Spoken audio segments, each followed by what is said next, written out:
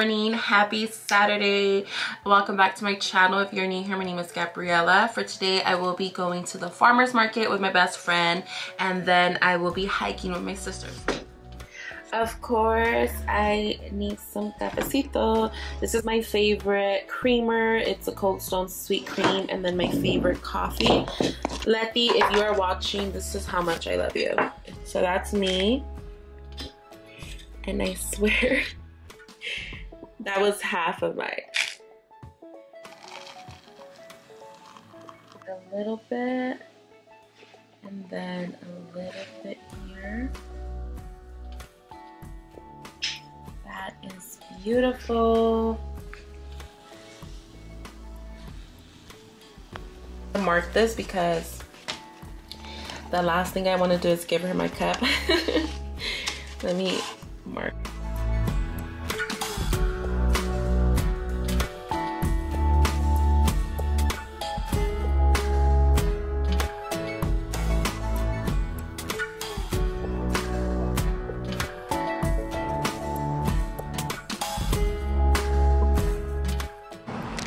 Quick little stop. I will explain what happened. It's a grilled chicken. Look at that. The jalapeno just complements the sandwich, and the cilantro, right? I feel like the cilantro definitely adds the flavor. And then she got a Thai tea, which I might order one. I'm not sure yet. This is a passion fruit tea. Mine has like tofu and carrots. It is so good. I will destroy this in 2 minutes. Literally. What happened? Is that a lot? No. I don't drink often, but when I do, I'm playing. This is my favorite. If you guys want to gift this, is the San Antonio Sweet Red. That's my favorite wine. Salud. I bought that bottle because I watched You last night. The new season came out, and I just had to, you know, do a little self-care, but that's besides the point. I am off work, and I can finally tell you what happened today. This video was going to be like a social health. I was going to the farmers market in the morning with my best friend, and then after that I was supposed to go hiking with my sister, but let me get my water.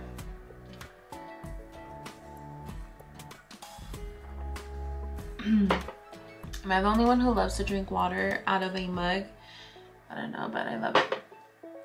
So sit down. You guys need to hear me out, okay? Listen, Linda. Linda. I feel like we are grown now, and it's okay to hold yourself accountable, and we should recognize that. I feel like that's a good sign of maturity. It's a good sign of growth, recognizing when you might have messed up a little bit, and, you know, hold yourself accountable and learn from that. So basically, I went to the farmers market with my best friend at 9 around. I picked her up like around 9:30 something. But the plan was I was just gonna go there for like an hour max, and then I was supposed to come back home, prepare my bag for work because I have work at 4 p.m. Prepare my bag for work so like I can get ready, shower at my sister's house, and then aside from preparing that bag, then I was supposed to change, take off my makeup, change, and get into hiking gear, because after the farmers market I was gonna go meet my sister at her place at 11 a.m. because she was off work at 11 a.m. Things don't go as planned, I'm sure you guys know. So around 9:30 something, I picked up my friend, and we got there to the farmers market. You know, we wanted to enjoy the coffee and, you know, catch up a little bit. I didn't track time, okay? I lost track of time. So we get out of the car, and by this time it's already like 10 something, and then I do remember looking at my phone and being like, shoot, okay, it's 10 something, I need to go back home, pack my bag, and also like change and, you know, get ready to go hiking. I don't like to rush when I'm with a person. I don't want to make someone feel rushed. I know the feeling, and it's not a nice feeling like you're getting rushed. It's not a nice feeling. So I rather have like your undivided attention, fully, you know, get you in, and not be rushed. So I feel like I try to do that for people, but in the end I hurt someone else's feelings because my sister expected me there at 11 a.m. at her place, and obviously I wasn't there at 11 a.m. It bothered me because I don't like to hurt people's feelings. Okay, sister, if you're watching, I did feel bad and we had to talk about it, and honestly I'm gonna use this time in this moment to reflect and truly learn from this because it's not a good feeling. I'm not going to say I bailed on her. I did, huh? Yeah. It was funny because at the flower shop, I was like, do you have like cards that say I'm sorry? And she's like, oh yeah. She's like, let me look for you. And she's like, is it like a loss, like sympathy? I was like, oh. I was like, no, not that. I just kind of bailed on my sister a little bit.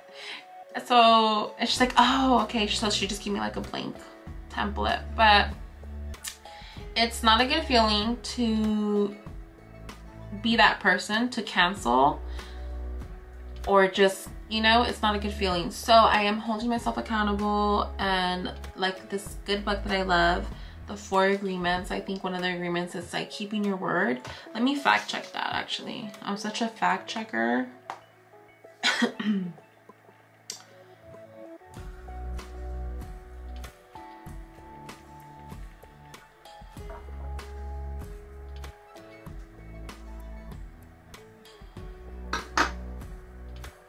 Would it let us know the 4 agreements?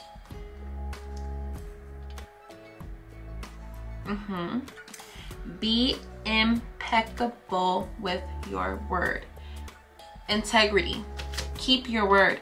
And that's literally what my mom told me. She didn't tell me about the book. She always reminds me like little quotes about this book because we love this book.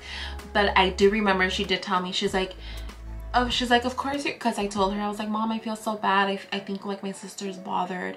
And she's like, well, of course she's gonna be bothered, you know, if you gave her a certain time, she's expecting you at that time. So keep your word, you know. And she's like, do that with everything in your life. And I'm like, I know, Mom. But yeah, I did mess up. So this is a little reminder. If you guys have been in my position, you know, this is a reminder. Use these little lessons to truly work on this, because honestly, I think about 2 weeks ago, I don't know if this is considered like the same, but I think like 2 weeks ago I was going on a date, and we were supposed to meet, I feel like at 8 p.m. or something. No, 7:30. We were supposed to meet at 7:30. I took a nap, and then I remember he asked like, oh, are we still on for 7:30? And I was like, can we do 8? So even those little small changes, I feel like it's still not keeping your word. Like, okay, we said 7:30, it has to be 7:30. So I don't know, I feel like that's a small detail, but I feel like it does also count. So cheers to that. Cheers to fixing our little behaviors that we want to fix. Everything, you know, there's room for improvement everywhere. So should I finish this with you? I don't know. I'm not gonna chug it. I'm just saying, should I talk about something else? What else could I talk about? Best way to hydrate yourself is with cold water. And yeah, no headache. Headache or headache? Headache. Honestly, I feel like that's my struggle being a Latina. I get my like broken language, I guess. And you know what? I shouldn't use the term broken, because I shouldn't. I'm taking a language and social justice class actually, and it's so interesting, and I'm starting to embrace my culture. I feel like growing up I was kind of embarrassed, I would say, to speak Spanish in public, especially in classes. And honestly, I think I read this good book in my sociology of education course, where it did share like stories of people growing up in low income or schools with predominantly Hispanic and African Americans students. And I think they shared, like these people shared their experiences, and they shared that their teachers would legit stop them from speaking Spanish in class, saying like, you know, we don't speak Spanish here. And I don't know if that's ever happened to me, but I feel like maybe subconsciously I just knew not to speak it. around because it was like so widely known that it was kind of bad or not acceptable. So I'm doing like this research for that class right now. What am I going to talk about? I forgot. I have so many assignments, I don't even know what the heck, but I'm doing a research study on that. Oh yeah, attitudes. There you go. Public attitudes on people speaking a different language in public. So I need to gather some data, and honestly, I'll never forget this experience. That's kind of what motivated me to do that topic for this paper, for this research paper. I literally witnessed a family. They were Hispanic, definitely. I don't remember. Well, yeah, he said don't speak Spanish. Literally at the LAX, probably 2 years ago. You know the deal. They ask you all the questions, stamp your passport. This guy was Asian American, and he literally yelled at this family. It was like a Mexican dad. I don't know if Mexican, sorry, I shouldn't say that, but a Hispanic dad, and legit said, "This is America. We speak English here." And he was loud, so we kind of all turned, and it was pretty packed. Like there was a long line, and I remember looking around like, oh my goodness, like, and the guy, like the man, hello, the dad, he was just staring him right in the eye, and like with the blank, no emotion. And in my head, I could not believe that. I was literally trying to look around like, what is going on? And no one said anything, but I swear to you, I felt like right here, I was just like 1 second away of like speaking up and literally yelling across the room and being like, oh, like, really? This is America? Like, don't speak another language? Like, do you not see this whole airport filled with different signs, Chinese language? Like, you know, this is the most diverse country, like, country or state? We're in California. I don't know. Point is, I could not believe my eyes, and I felt so hurt, and I felt so many mixed emotions. And like, how is this guy entitled to say that? And I don't know. Anyways, I totally got off topic, and if you're still here, shout out to you.